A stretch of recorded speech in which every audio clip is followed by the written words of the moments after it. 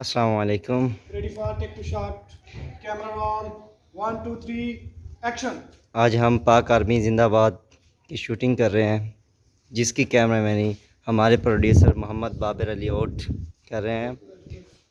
और ये हमारे छोटे कैमरामैन अदनान, और मेजर का रोल अदा करेंगे हमारे डायरेक्टर हाजी गफ़ार ओट। ये आमिर भाई हैं जो शूटिंग में हमारी मदद कर रहे हैं। ये शूटिंग के लिए काम आ रहा है। Ready for take two. Ready for. हमारे मेजर साहब अभी शूटिंग के लिए रेडी हुए हैं।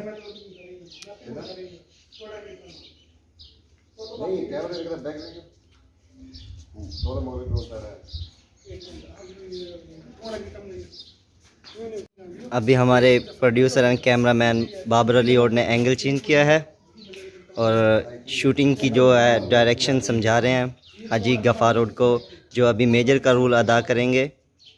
साथ में उनके हैं इरफान ओट जो मेजर अब्दुल गफ़ार की हेल्प कर रहे हैं।